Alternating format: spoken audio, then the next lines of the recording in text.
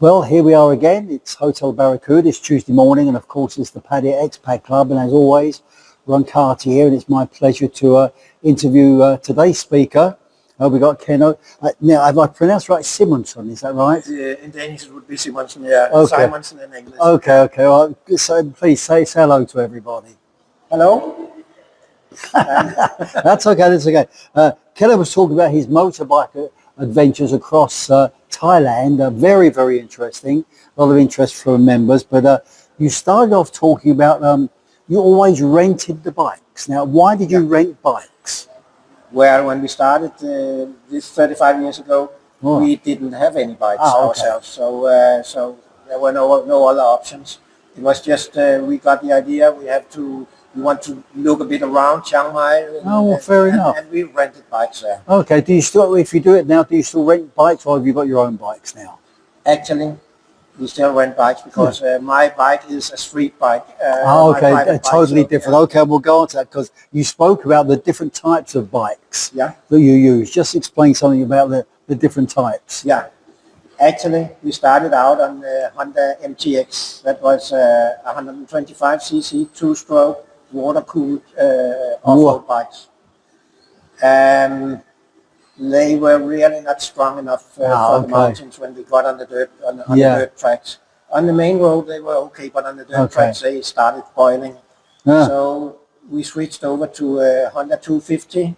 We've been driving Honda Badia. We've been driving a Honda AX1. And a few years we were also on Kawasaki's. They were popular in those years, but actually they appeared to be not that strong. After a few years you wouldn't find them in the rental shops anymore. Okay. And once or twice I've been riding on a Suzuki 400, one cylinder, 4-stroke off-road bike. Okay, good bit of advertising there for all three companies there. But anyway, and then you were obviously talking about the places you visited, lots of places. But one of the things that stuck in my mind was this, what I call the Wall of Death. Yeah. Do you want to explain what that is, and then how exciting it was? Yeah, we got to one marketplace in one of the towns we were staying overnight, and they had a kind of you call it the death roll, I call it the death roll. It's actually a kind of cylindric building, so to speak, where motorbikes drive on the walls. And the audience stood on the top of the wall, and one of the tricks were... This is the one. One of the tricks were that they were riding very close to the edge with no hands and taking 20 baht, unreal baht notes as tips. I don't know if this has gone wrong. Someone goes over the top or whatever. I don't know who would have been most injured, the driver or the audience. But fascinating. And then of course you spoke, because you're going, what you talking out of the civilized area into the country, you spoke about the importance of wearing dust masks. Oh yeah, sometimes we did have to wear dust masks because sometimes the roads are simply so dusty. You would be tired in your lungs if you didn't wear a dust mask. Okay. And then of course you had lots of things you spoke about. Again, something else that stuck in my mind because of my own background was your teaching experience. Oh yeah.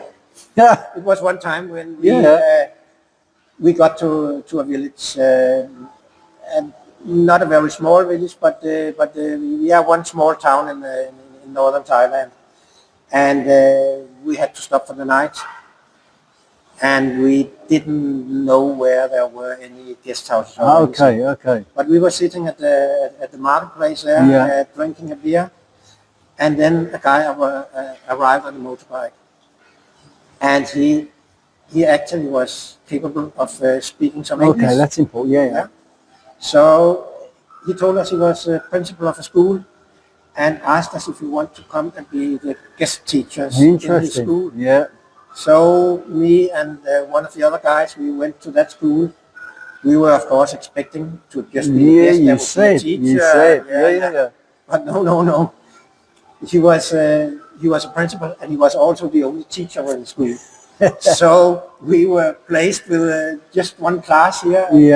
And yeah, that was the teaching. And the kids, they really had zero command of English. Yeah. And I like you mentioned that you all ended up singing. Is that right? Yeah, that's correct. That's correct. I gave up. I gave up after a while, and then I heard the kids singing. They wanted to sing, and they asked if I could sing a song. Yeah, look at that. So I sang a song from Denmark, and that was it. Yeah, good. A good experience for both you and the children. Oh, really good. Okay. And then again, look, lots of things you covered. Another thing that stuck in my mind was this, what you call the hanging bridge. Yeah. And the dangers, and then we'll talk about what happened after. But the hanging bridge. Yeah. We got to a place where there was a really broad river. Yeah. And there was a hanging bridge we had to pass. Yeah. But the thing is, when you go on motorbike on hanging bridges, as soon as it's you bad get enough out, walking. Yeah. Yeah.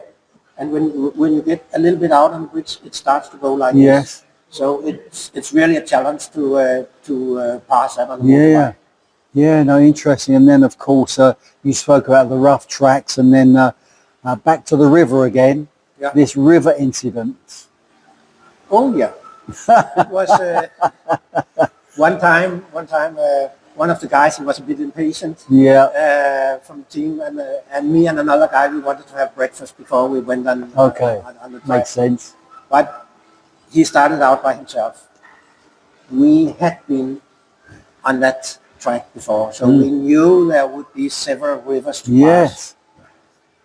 When you say to pass, you're talking about to cross. Yes. Okay. Yeah. Yeah. Crossing the river. Yeah. When me and Finn got to the first river, we could see that it had been raining a lot more than the last time we passed the river, and we could see that it was quite deep. Yeah.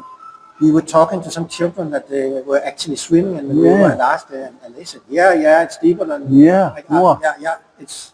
So we decided not to go. Peter had gone ahead, but we decided not to go. We thought he wouldn't do it. Yeah. And he didn't do it. His motorbike drowned. I shouldn't laugh. On the third river, he had to pass. Well, how did he manage to go over the first river and the second river? First river, he barely crossed it, but he succeeded. Yeah. And the second also, but the third one was just too little much. bit deeper. Yeah. So his motorbike drowned. Yeah, you showed pictures obviously of people putting it out and the hassle it was getting it back, but they got it going again eventually. Yeah. What happened was actually we had to, the next day I had to take Peter, who had been driving the bike, take him back to the place and bringing a mechanic too. Yeah. And a diver. I'm only joking. Yeah. Well, it was underwater. The bike had been underwater, but it had been back to the to the shore. Yeah. But the thing was, we walked through the two rivers. We got to his motorbike, and when we had to get it back, we got help from people in the hill track simply carrying the sticks through the Hey, hill. fantastic. Yeah.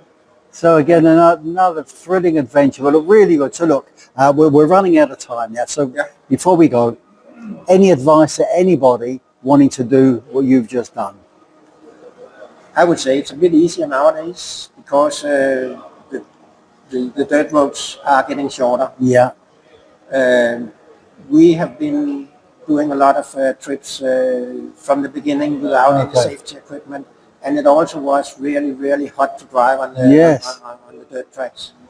But nowadays, where more roads are with asphalt, and we are wearing safety equipment. And I would recommend that too. Good. Okay. And find a good dealer where you get an agreement about what shall you pay if you have an accident. Okay. So you're talking about renting bikes. You would still advise renting a bike, of course. Renting a bike, do it with a proper dealer, and and get a contract where you know what you have to pay because going on dirt roads Yeah. once in a while.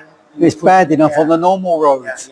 Yeah. And it's in that kind of roads or tracks. Well, we saw you show. You, it's unavoidable that once in a while you get a No, scratch on your bike. excellent, really, Kenno. Look, as always, I'm going to thank you on behalf of the club. There's your certificate. Thank you. Okay, we'll get you back again because I'm sure you've got a lot more adventures that you can share with everybody. So really good. Okay, excellent. Thank you very much for coming. Okay, bloody good. Okay, so here we are again. Look, another speaker, very, very interesting. Come along every Tuesday, Patio Expat Club, Hotel Barracuda, and then really just join us, enjoy, and I'll see you next Tuesday.